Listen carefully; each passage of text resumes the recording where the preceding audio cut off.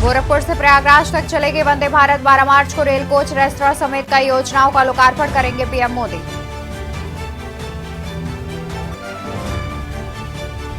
₹3,666 करोड़ की 206 परियोजनाओं का सीएम करेंगे लोकार्पण शिलान्यास। कार्यक्रम रक्षा मंत्री राजनाथ सिंह रहेंगे मौजूद। दोनों डिप्टी सीएम होंगे शामिल। लोकसभा अध्यक्ष राजस्थान सीएम सहित 133 सदस्य सहित अयोध्या में दशरथ कुंड पर माहेश्वरी समाज की 100 करोड़ की धर्मशाला का भूमि पूजन कर रामलला का करेंगे दर्शन। यूपी कांग्रेस अध्यक्ष अजय रॉय की प्रेस कॉन्फ्रेंस आज। कांग्रेस कार्यालय में होगी प्रेस वार्ता। लोकसभा चुनाव प्रत्याशियों की हो सकती है घोषणा।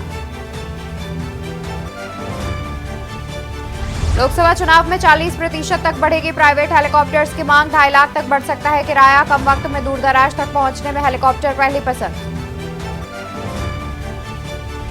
दौरा स्टेशन पर 11 मार्च से फिर होगा छत्तीसगढ़ एक्सप्रेस ट्रेन का ठहराव। कोरोना काल में बंद किया गया था ठहराव। करीब 50 गांव के लोगों को मिलेगी सुविधा। आप देख रहे हैं के न्यूज, खबरों का सारथी। नमस्कार, मैं हूं आपके साथ अवंतिका अवस्थी और हम बात करेंगे उत्तर प्रदेश की खबरों से लेकिन उससे पहले दिल्ली से एक बड़ी खबर सामने आ रही है। सबसे पहले आपको खबर दिल्ली से बताएंगे, जहां पर सीजेआई डीवाई चंद्रचूड़ ने खोले एसबीआई के धागे। कहा कि 24 दिन से आप इलेक्टोरल बॉन्ड पर क्या कर रहे थे। कल चंदा देने वालों और पार्टी के नाम जमा कराने का आदेश। 15 मार्च तक चुनाव आयोग करे सार्वजनिक। सुप्रीम कोर्ट की ओर से यह आदेश दिया गया है। सीजेआई डीवाई चंद्रचूड़ ने खोले एसबीआई के धागे। 26 दिन से आप इलेक्टोरल बॉन्ड पर क्या कर रहे थे। कल चंदा देने वालों और पार्टी का नाम जमा कराने का दिया आदेश। 15 मार्च तक चुनाव आयोग करे सार्वजनिक। सुप्रीम कोर्ट ने आदेश दिया है। सीजेआई डीवाई चंद्रचूड़ ने खोले एसबीआई के धागे। कहा कि 26 दिन से आप इलेक्टोरल बॉन्ड पर क्या कर रहे थे। कल चंदा देने वालों और पार्टी का नाम जमा कराने का दिया आदेश। और सुप्रीम कोर्ट की ओर से कहा गया कि 15 मार्च तक चुनाव आयोग करे सार्वजनिक। और बढ़ते हैं खबरों में, जहां पर मुख्यमंत्री Yogi Adityanath, deputy CM Keshav Prasad Maurya, deputy CM Brajesh Pathak के साथ वित्त मंत्री सुरेश खन्ना और तमाम मंत्रियों की मौजूदगी में एनडीए के प्रत्याशियों ने विधान परिषद के लिए नामांकन किया। बता दें कि एनडीए से यूपी विधान परिषद में 10 एमएलसी उम्मीदवारों ने नामांकन किया। वहीं विजय बहादुर पाठक, महेंद्र कुमार सिंह, अशोक कटारिया, मोहित बेनीवाल, धर्मेंद्र सिंह, रामतीरथ सिंघल, संतोष सिंह को एमएलसी का उम्मीदवार बनाया गया। आशीष पटेल अपना दल एस, योगेश चौधरी आरएलडी, सुभासपा से बिच्छेलाल राजभर एमएलसी उम्मीदवार हैं।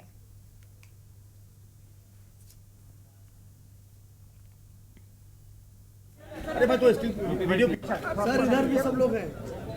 सर इधर भी, सर इधर भी सब लोग हैं। सर बस बस महाराज जी, बस बस। Thank you. पत्ता खोलेंगे।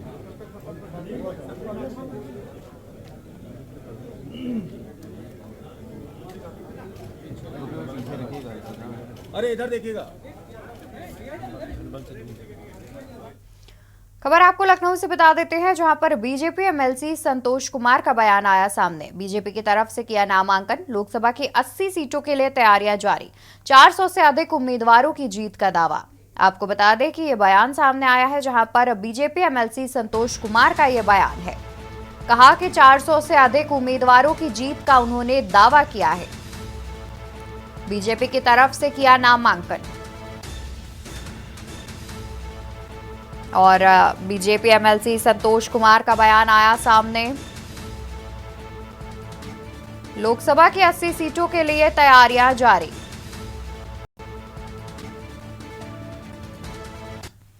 अब जो है बीजेपी कार्यालय से निकल चुके हैं और यहाँ से निकल करके जा रहे हैं। सर, नामांकन करने जा रहे हैं जी।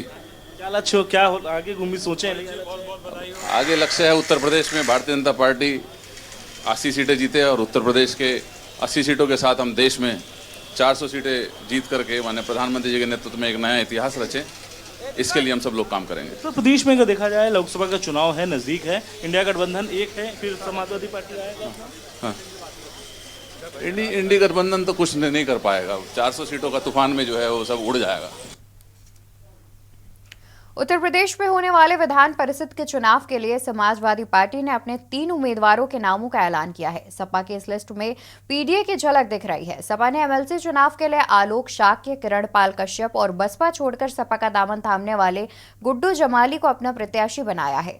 तो वहीं बीजेपी ने भी अपने 7 और सहयोगी दलों के 3 नामों की घोषणा की, जो कि विधान परिषद सदस्य बन गए।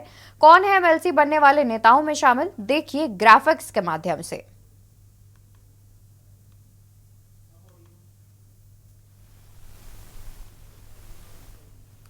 और समाजवादी पार्टी के विधान परिषद प्रत्याशी हैं आलोक शाक्य पिछड़ा वर्ग से, किरण पाल अति पिछड़ा वर्ग से,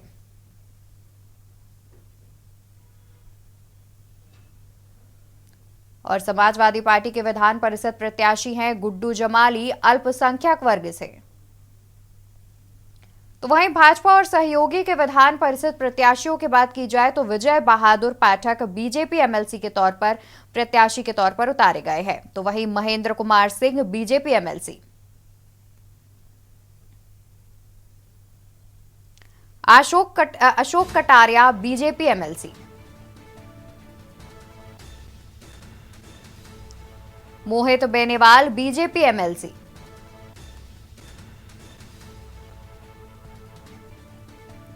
Dharmendra Singh BJP MLC,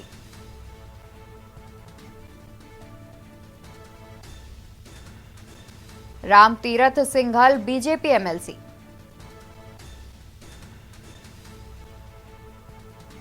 Santosh Singh BJP MLC,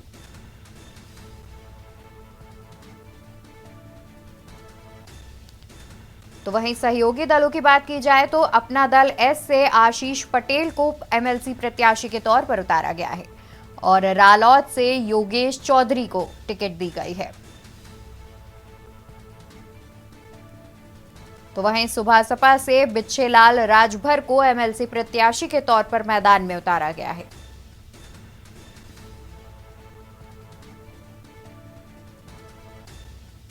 बढ़ते हैं खबरों में, जहां पर युवक की बंधक बनाकर पिटाई का मामला सामने आया है। खबर आपको बता दें, जहां बंधरा थाने में बंधक बनाकर छात्र को दी गई है 3rd डिग्री। मोबाइल और बुलेट चोरी के आरोप में की गई है पिटाई।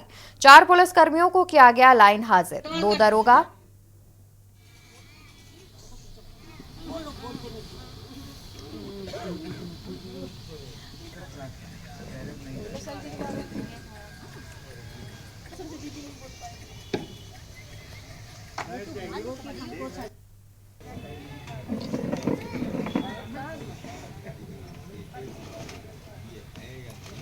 यहाँ रुकेंगे एक छोटे से ब्रेक के लिए, जल्द हाजिर होंगे। आप देख रहे हैं के न्यूज, खबरों का साथ। ब्रेक से वापस आ गए हैं, रुक कर लेते हैं खबरों की ओर, जहां राष्ट्रीय दिव्यांग पार्टी के तत्वाधान में रविवार को 25 विकलांग महिलाओं को सम्मान किया गया, जिनको राष्ट्रीय अध्यक्ष वीरेंद्र कुमार ने माला पहनाकर प्रशस्ति पत्र देकर उनका सम्मान किया और हौसला अफजाई की। दरअसल बीते 2 दिन पहले राष्ट्रपति महिला दिवस था, अंतर्राष्ट्रीय महिला दिवस था, जिसको लेकर यह कार्यक्रम आयोजित किया गया। मीडिया से बातचीत करते हुए राष्ट्रीय दिव्यांग पार्टी के राष्ट्रीय अध्यक्ष वीरेंद्र कुमार ने बताया कि महिलाओं का सम्मान सर्वप्रथम होना चाहिए, क्योंकि महिलाएं हैं जीवन के कार्यों को आगे बढ़ाने के साथ साथ हर पहलू, हर मोड़ पर एक बेटी, बहू, मां आदि रूप में कल्याण करती है। इसी क्रम में दिव्यांग महिलाओं और बहनों का सम्मान करके उनकी हौसला अफजाई की गई है।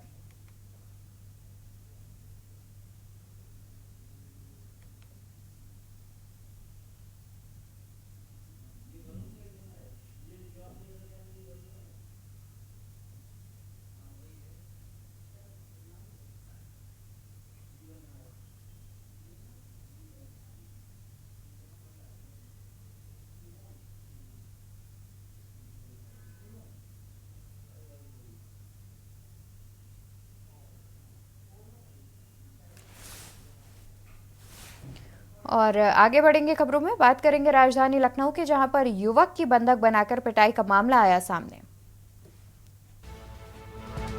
युवक की बंधक बनाकर पिटाई का मामला आया सामने।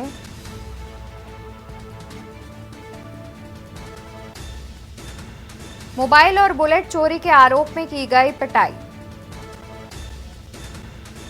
4 पुलिसकर्मियों को किया गया लाइन हाजिर। मोबाइल और बुलेट चोरी के आरोप में युवक को दी गई 3rd डिग्री। 4 पुलिसकर्मियों को किया गया लाइन हाजिर। 2 दरोगा 2 सिपाहियों को किया गया लाइन हाजिर। मामले की जांच एसीपी कृष्णानगर को सौंपी। युवक की बंधक बनाकर पिटाई का मामला आया सामने। खबर हम आपको राजधानी लखनऊ से बता रहे हैं, जहां पर बंथरा थाने में बंधक बनाकर छात्र को दी गई 3rd डिग्री। मोबाइल और बुलेट चोरी के आरोप में युवक की गई पिटाई। 4 पुलिसकर्मियों को इस मामले में किया गया लाइन हाजिर।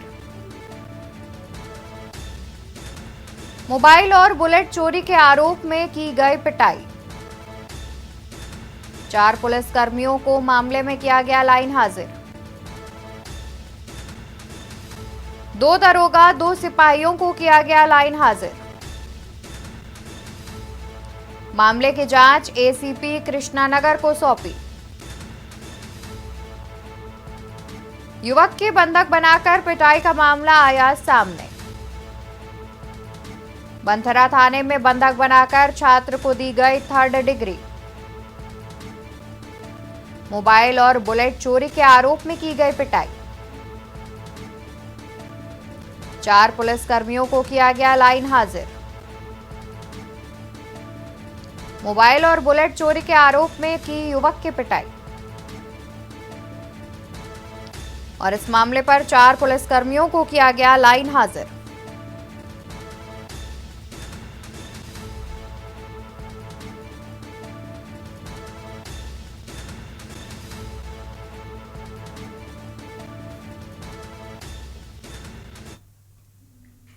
लोकसभा चुनाव से पहले मुस्लिम पसमानदा समाज ने लखनऊ में प्रेस कॉन्फ्रेंस कर भाजपा सरकार पर नाराजगी जताई। उन्होंने कहा कि इस बार के लोकसभा चुनाव में वो समाजवादी और कांग्रेस पार्टी के गठबंधन का साथ देकर मुस्लिम समाज उनके साथ खड़ा है। मीडिया को संबोधित करते हुए मुस्लिम पसमानदा समाज के राष्ट्रीय अध्यक्ष अनीस मंसूरी ने कहा कि उत्तर प्रदेश में मुस्लिम पसमानदा समाज की आबादी 85% है।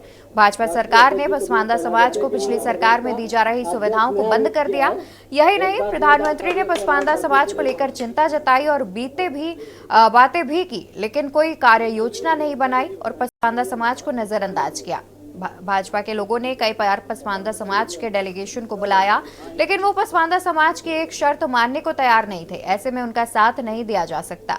केंद्र सरकार द्वारा दिए जा रहे फ्री अनाज महज दिखावा है। उन्होंने कहा कि भारी संख्या में मुस्लिम पसमानदा समाज समाजवादी पार्टी के साथ खड़ी है।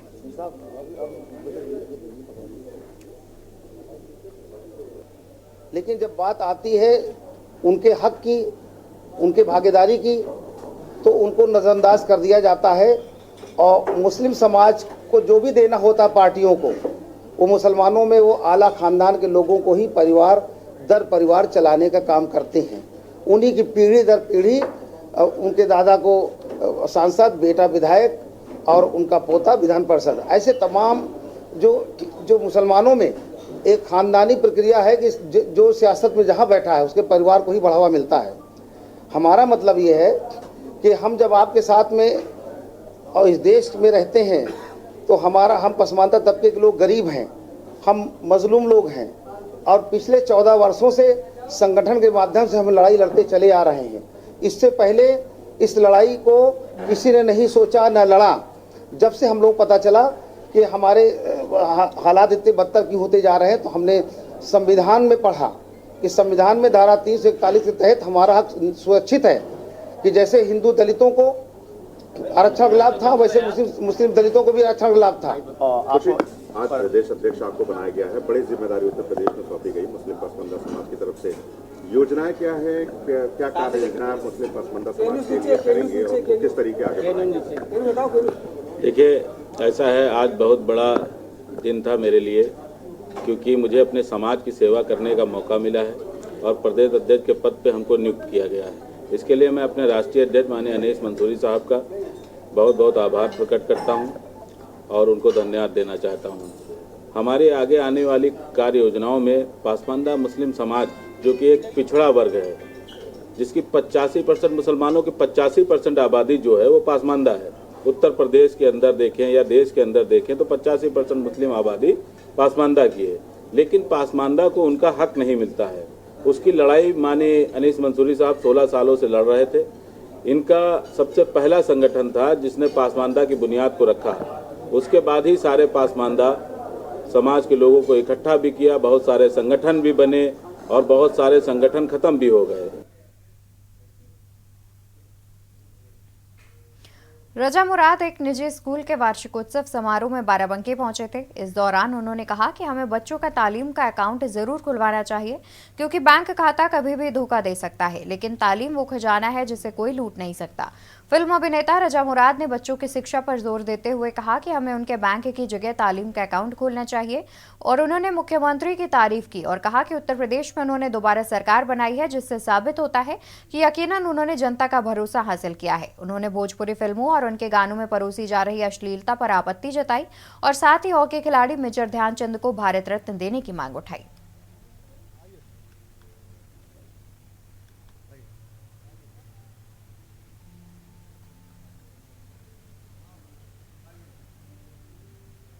जी को दिल की गहराइयों से मुबारकबाद देता हूं। इनका जो स्कूल है बड़ी आला तालीम दी जा रही है बच्चों को।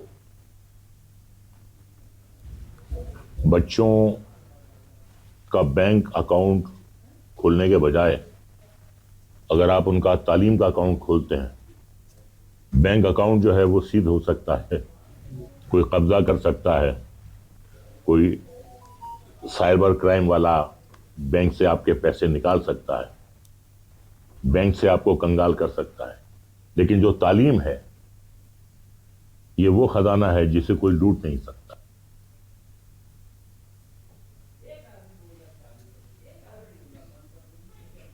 चित्रकूट के देवांगना में बने टेबल टॉप एयरपोर्ट का प्रधानमंत्री ने वर्चुअल लोकार्पण किया। टॉप लीड धार्मिक नगरी चित्रकूट के पर्यटन को अपर लगेंगे। चित्रकूट के टेबल टॉप एयरपोर्ट का प्रधानमंत्री ने वर्चुअल लोकार्पण किया, जहां 12 मार्च से एयरपोर्ट से 20 सीटर विमान उड़ान भरेगा। पहली फ्लाइट लखनऊ से चित्रकूट आएगी और चित्रकूट से लखनऊ जाएगी, जिसका किराया 1048 रुपया होगा। सांसद ने इसे चित्रकूट के लिए सरकार का तोहफा बताया और कहा कि अब धार्मिक नगरी भगवान राम की तपोभूमि चित्रकूट में पर्यटन को पर लग जाएंगे। यही नहीं, और पर्यटक आसानी से आ पाएंगे और एयरपोर्ट बनने से अब यह पूरी दुनिया से कनेक्ट हो जाएगा। बुंदेलखंड एक्सप्रेसवे के बाद अब चित्रकूट को एयरपोर्ट की भी सौगात मिल गई है, जो यहाँ के लोगों के लिए सौभाग्य की बात है।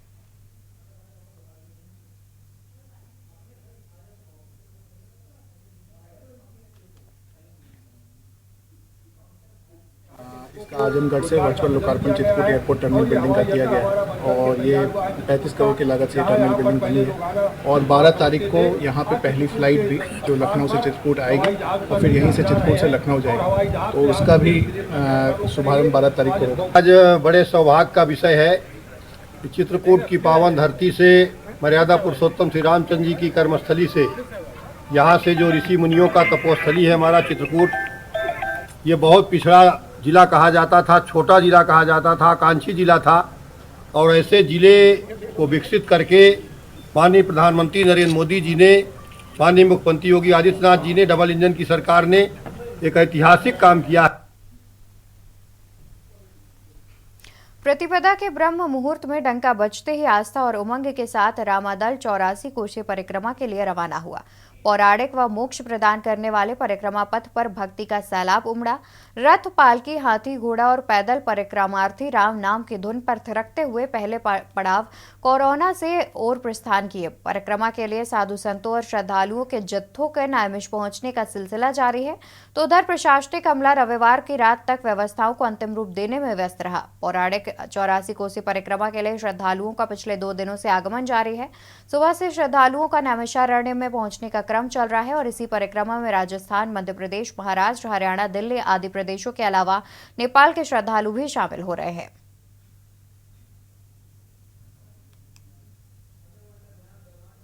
आनंद साक्षात परमात्मा का दिखाई दे रहे हैं, साक्षात भगवान की माया है, सब बहुत अच्छा लग रहा है, आनंद ही आनंद है। मैं कानपुर में थी और वहाँ यहाँ बहुत देर में आना जाना हुआ है और लेकिन हमारे मन में हमेशा ये रहता था कि एक बार मैं परिक्रमा जरूर करूँगी। लेकिन ये हमारा सौभाग्य है कि इतने वर्षों बाद आज हम यहाँ आए हैं और पूरा परिक्रमा निश्चित का करके अब मैं पूरा करने वाली हूँ। थक तो जरूर गई हूँ, लेकिन हृदय में इतनी खुशी है कि मैं यही सोचती हूँ कि मैं बार बार हर बार निश्चित में आऊँ। प्रयागराज में जमे पक्के पुल के लिए अभी तक कोई सुनवाई नहीं हुई, जिसे लेकर धरने पर बैठे हुए अखिलेश केसरवानी और उनके साथ कई साधु संतों ने सूबे के मुखिया आदित्यनाथ योगी से मांग कर रहे हैं कि साहब पक्का पुल बन जाएगा तो मेजावासी और हडिया के जनता को आने जाने में दिक्कतें नहीं होंगी। चुनाव के पहले सब आते हैं, पक्के पुल के लिए कहते हैं और चुनाव के बाद सब भूल जाते हैं। सूबे के मुखिया जो पूरे भारतवर्ष में नाम चल रहा है, उनसे आग्रह है कि आकर हमें न्याय दिलाएं और पक्का पुल बनवाएं।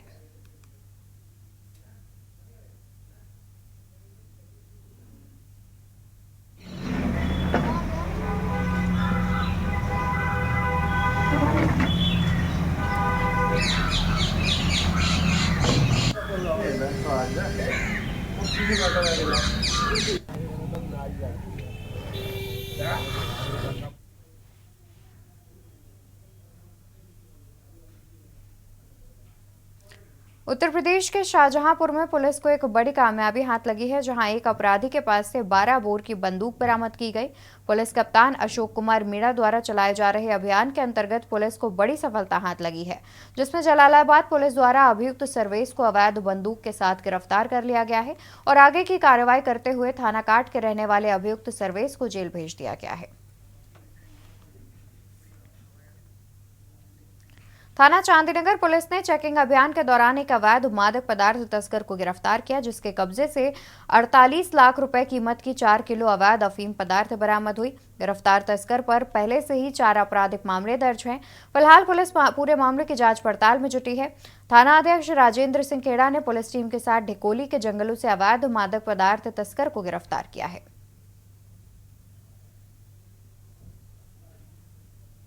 तस्कर को गिरफ्तार किया है, जिसका नाम प्रदीप ढाका पुत्र रतन ढाका है। ये ढिकोली गांव का रहने वाला है। इसके कब्जे से कुल 4 किलो अफीम बरामद हुई है, जिसकी कीमत कुल 48 लाख रुपए बताई जा रही है। इसका अभियुक्त का आपराधिक इतिहास भी है, जो कि विभिन्न जनपदों में चोरी के मामलों में और NDPS एक्ट में भी जेल जा चुका है। इस गिरफ्तारी और बरामदगी के संबंध में थाना चांदीनगर द्वारा अग्रिम वैधानिक कार्रवाई सुनिश्चित की जा रही है। Thank you. और खबरों में मेरे साथ फिलहाल बस इतना ही। बाकी की खबरों के लिए आप देखते रहिए के न्यूज़ इंडिया। नमस्कार।